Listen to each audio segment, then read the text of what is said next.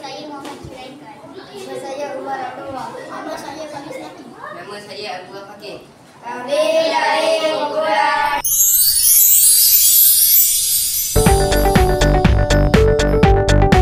Ini adalah set Hawau.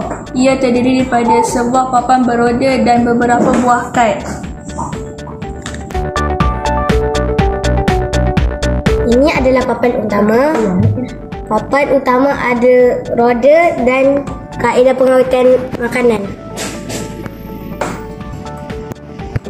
Di kad set Hawau terdapat beberapa warna di sebelah kad ia. Dia warna yang tertentu. Warna ini untuk mengenal pasti cara-cara pengawetan makanan di roda Hawau tersebut. Contohnya saya mengambil kad susu ini.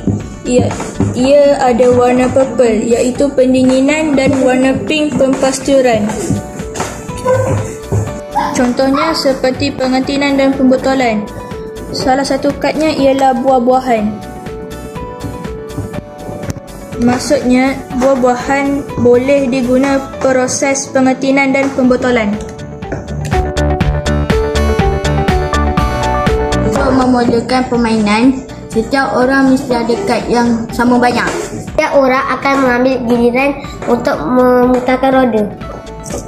Apabila kita memutarkan roda ini, apabila ia berhenti, kita perlu mengecek salah satu kad ini sekiranya ada warna yang sama. Dalam permainan, sekiranya kita dapat warna yang sama, contohnya warna kuning, kita perlu letakkan di sini. Masa meletakkan kad, kita perlu sebut buah-buahan adalah proses penjerukan. Sekiranya pemain itu menghabiskan kad dahulu, dia dikira sebagai pemenang. Ini adalah aras rendah untuk murid mengetahui jenis makanan dengan pengawetannya. Permainan Hawau ini memudahkan saya mempelajari pengawetan makanan. Sekian dari kami, terima kasih.